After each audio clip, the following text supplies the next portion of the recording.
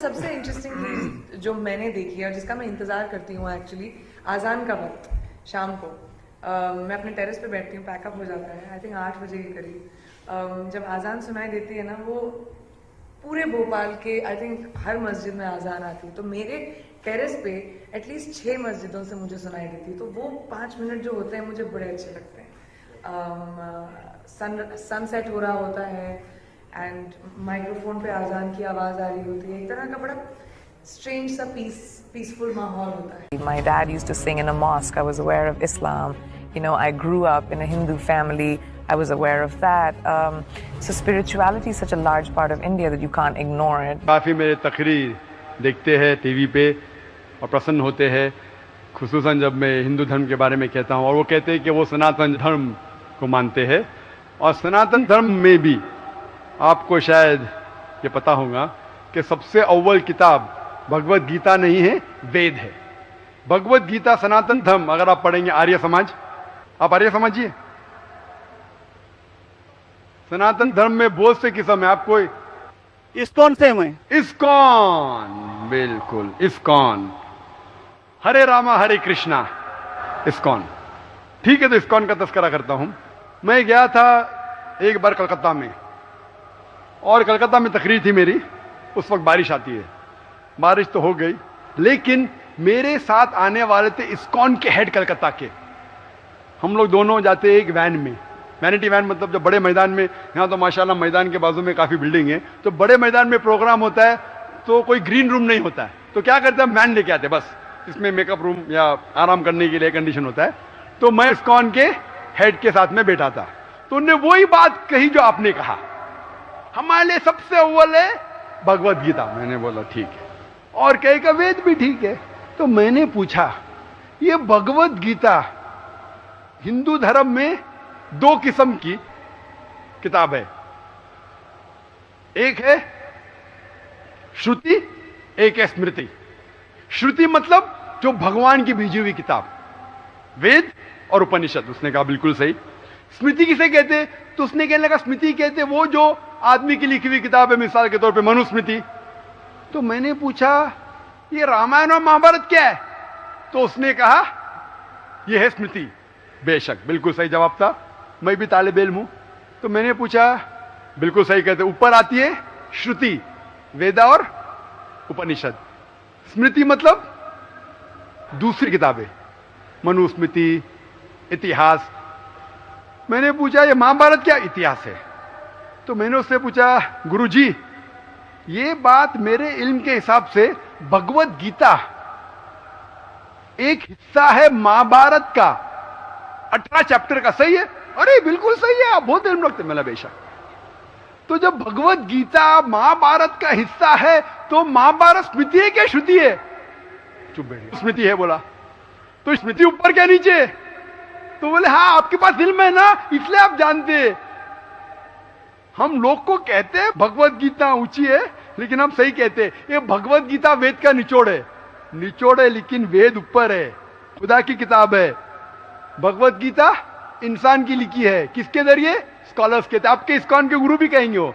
लेकिन आप आम आदमी हैं, आप शायद ये पेचीदा चीजों को जानते नहीं। हम तालिब इल्म हैं, मैं स्कॉलर नहीं हूं, तालिब इल्म हूं तकाबिल मज़ाहिब का, इस्लाम एंड कंपैरेटिव रिलीजन का। तो बोले बेशक आप बिल्कुल सही कहते हैं। तो मैं कहूंगा अगर वेद और भगवत गीता में टकराव है, किसकी बात मानेंगे? तो बोले आमतौर पे तो हम कहते हैं भगवत गीता ऊपर है, लेकिन आप सही कहते हैं क्योंकि आपके दिल में। तो मैं वो डबल स्टैंडर्ड क्यों? जिसके बाद दिल में बदल जाता है क्या?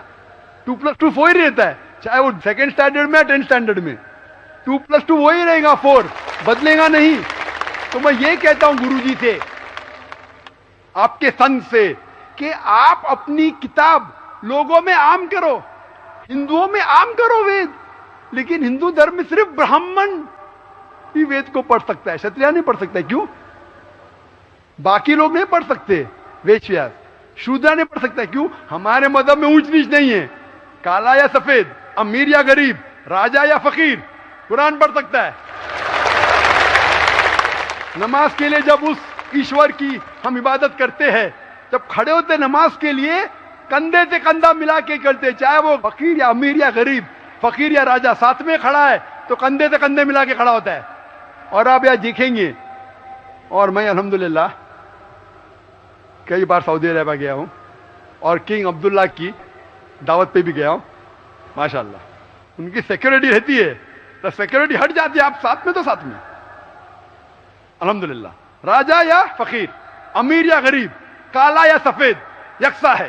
तो मैं ये कहना चाहता हूं, आप बिल्कुल सही कह रहे थे कि वेद स्वर्ग की बात करता है लेकिन खुदा की बात भी करता है। भगवत गीता में भी स्वर्ग की बात लिखा है, खुदा का भी लिखा है। आप बोले अल्लाह के करीब आने के लिए भगवत गीता सही है, बराबर। मैं ये नहीं कह रहा हूँ कि ये वेदों में नहीं कहा है, वेदों में बहुत आखिरी में आता है, लेकिन जो भगवत गीता जो है वो डायरेक्ट भगवान हुआ है, यानी अल्लाह ने कहा हुआ है, ऐसा है। तो इसके लिए अभी वेद तो संस्कृत में है, वो पढ़ नहीं सकते, लेकिन जो भगवत गीता है वो बहुत सारी इसमें ट्रांसलेशन हो गई है। और जो भगवत गीता है बहुत सारे आदमी ने यानी लिखी हुई है, करीबन 200-300 लोगों ने लिखी है अपने अपने हिसाब से। हाँ, बिल्कुल सही कहा। लेकिन इस्कॉन का जो गीता है भगवत गीता वो गुरु परंपरा में है, वो भी आदमी है, एज इट इज लिखा हुआ है, यानी वो परंपरा में अगर गया तो वो कृष्ण तक गया, यानी जिसने जो कहा है वो एज इट इज है, इसके लिए उसका लिखा हुआ as it is Bhagavad Gita. आपके स्वामी प्रभुपदा, बराबर, यस बराबर हुआ, स्वामी प्रभुपदा इंसानी थे ना। हाँ, इंसानी थे ना, मैं किधर ना बोल रहा हूँ। ये हमारा कुरान जो है ना डायरेक्ट अल्लाह की तरफ से तो ना मोहम्मद सल्लल्लाहु अलैहि वसल्लम ने लिखा है, वही हम लोग ने ये कुरान जो है डायरेक्ट अल्लाह की नाज़िल यूं बहू। इसलिए जितने भी दिगर मज़ाहिब की किताब है जैसे वक्त जाने लगे बदलते गए। आप बिल्कुल सही कहते, 300 किस्म की किताब है, बाइबल सैकड़ों किस्म, हमारे IRF में 200 किस्म की बाइबल है। आप किस में मानेंगे? कुरान आप लो, कोई भी कुरान लो, इंडिया में, अमेरिका में, यूके में, हिंदुस्तान में, पुणे में, हूबहू वही है। एक लफ्ज की बात दूर रही, आ की मात्रा, ई की मात्रा, जबर जेर पेश, वो भी फर्क नहीं है, फत्ता दम्मा कसरा में भी फर्क नहीं है। ओरिजिनल कुरान में तो फत्ता दम्मा कसरा था नहीं, लेकिन आज जब हम पढ़ते हैं माशाअल्लाह। तो मैं ये कहना चाहता हूं जितनी भी किताबें पहले आई, आज भी आप बिल्कुल सही कहते हैं, भगवत गीता वेद का निचोड़ है, लेकिन जब निचोड़ होता है वो असली फल से कॉन्ट्रडिक्ट करे तो फल और अहम है। मैं बिल्कुल मानता हूं, स्वामी प्रभुपदा मानते हैं कि भगवत गीता क्या है, वेद का निचोड़ है। और वो कहते हैं, मैं भी पढ़ चुका हूं, आपकी Bhagavad Gita as it is पढ़ चुका हूं, उसमें ही लिखा, उसका ही ट्रांसलेशन था। भगवत गीता अध्याय नंबर 7 श्लोका नंबर 20 में, जो कोई दुनियादारी के पीछे भागता है वो गलत खुदाओं के पीछे भागता है। आपकी भगवत गीता में लिखा एज इट इज में, और उसका अगर प्रीफेस पढ़ेंगे उसमें लिखा है कि ये जो वेद है वो गाय है, भोज से गाय है, और कृष्ण क्या है, दूध निकालने वाला इंसान, और दूध क्या है, भगवत गीता है। सही कह रहा हूं कि नहीं? प्रीफेस में लिखे है, कौन कहता है? आपके स्वामी प्रभुपदा। मुझे उसका ट्रांसलेशन पसंद है। अक्सर हमारे वहां भी माशाअल्लाह 50 से ज्यादा भगवत गीता है, मैं लेकिन स्वामी प्रभुपदा की गीता को पसंद करता हूं, अच्छी गीता है, इसीलिए मैं प्रीफेस कह रहा हूं। लेकिन उसमें भी लिखा हुआ है, उसके अंदर भी वो निचोड़े वेद का निचोड़ है, लेकिन निचोड़ मतलब नहीं कि असल फल को गाय को छोड़ देंगे, गाय चले जाएंगी तो दूध क्या करेंगे आप? गाय रहेंगी तो दूध मिलते रहेगा ना, दूध को लेंगे गाय को मार देंगे, दूध आपका खत्म हो जाएगा। भाई गाय को जिंदा रखो, रोज दूध लो, बराबर कि नहीं? दूसरे बच्चे पैदा करेंगे गाय, लेकिन तो गाय को मत छोड़िए।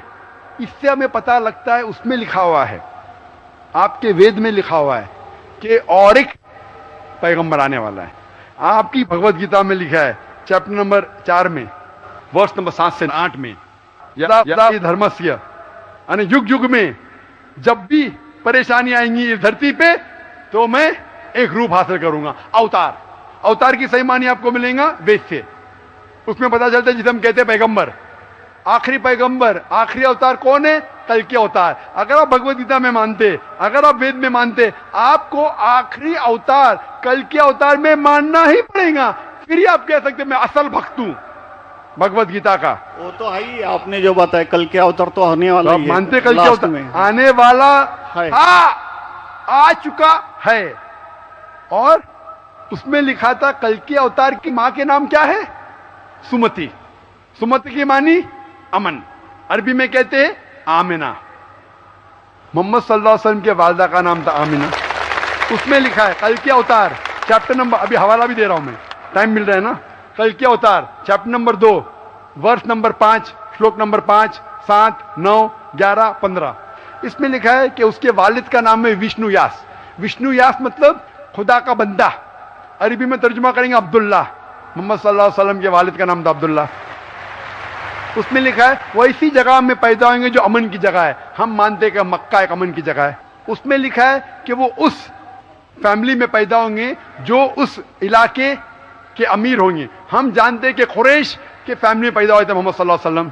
उसमें लिखा है कि वो 12वीं तारीख माधव के दिन पे पैदा होंगे, वो 12वीं रब्बी अव्वल मोहम्मद सल्लल्लाहु अलैहि वसल्लम पैदा है।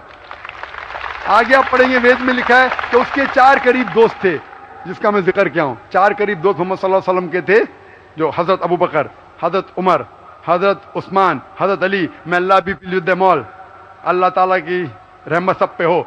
किसके बारे में जिक्र करें? उनको सबसे पहली जो वही आएंगी वो आएंगी एक गार के अंदर। हम जानते हैं मोहम्मद सल्लल्लाहु अलैहि वसल्लम सबसे पहली वही आए गारे हिरा में। फिर वो करेंगे हिजरत नॉर्थ की तरफ, फिर से वापस आएंगे। मोहम्मद सल्लल्लाहु अलैहि वसल्लम हिजरत की मदीना जो नॉर्थ के ऊपर है, फिर से वापस आए। मैं तो 1 घंटा सिर्फ तस्करा कर सकता हूं मोहम्मद सल्लल्लाहु अलैहि वसल्लम हिंदू धर्म में, वक्त नहीं है। मैं ये पूछना चाहता हूं, आप मानते क्या इस कल के अवतार में? आप मानते मोहम्मद सल्लल्लाहु अलैहि वसल्लम आखिरी पैगंबर है? मैं तो कुरान 3 बार पढ़ा हूँ साहब, मैं तो मानता हूँ कुरान को, वो बात नहीं है। मानना सिर्फ जरूरी नहीं, अमल करना जरूरी है। मैं कहूंगा मैं खुदा को मानता हूं, खुदा की बात पे अमल ना करता हूं तो बेकार है। मैं कहता हूं मैं मेरे वालिद से बहुत मोहब्बत करता हूं, वालिद की बेइज्जती करता हूं, वालिद की बात नहीं मानता हूं, वालिद से बदतमीजी करता हूं, तो क्या फायदा? आप समझ रहे ना? समझ रहा हूँ मैं, लेकिन आपने कुछ पहले ही अभी 10-15 मिनट पहले ही आपने कहा था कि जो भी है कुरान है, वेद है और बाइबल है, कि जो जो उसमें लिखा हुआ है खुदा ने उसके ऊपर अमल करना चाहिए। तो मैं अपने इससे अमल करता ही हूँ। जो कुछ मानता तो हुई खुदा एक ही है करके, वो तो मानता ही है। बिल्कुल, मैं नहीं बोल रहा कि आपके लिए कोई खुदा अलग है, मेरे लिए कोई अलग है, या ईसाई के लिए कुछ अलग है। आप सनातन धर्म के हैं, मैं जानता हूँ सनातन धर्म में एक खुदा को मानते हैं। वो मानते खुदा की प्रतिमा नहीं, अक्स नहीं है, बराबर ये मानते। लेकिन मैं ये जानना चाहता हूँ, आप कल के अवतार में आप मेरे सवाल को घुमाओ मत। मैं जानता हूं, नहीं है मैं ये जानता हूं, सनातन धर्म के बारे में जानता हूं। पहले स्टेज में आप पास कर चुके, एक खुदा में मानते, बिल्कुल सही। मैं ये बात जानना चाहता हूं कि उस खुदा के अवतार पैगंबर, आखिरी पैगंबर में आप मानते हैं क्या नहीं मोहम्मद सल्लल्लाहु अलैहि वसल्लम? ये मेरा सवाल है। यानी मोहम्मद पैगंबर को आप मानते कि वो आखिरी पैगंबर थे क्या नहीं मानते?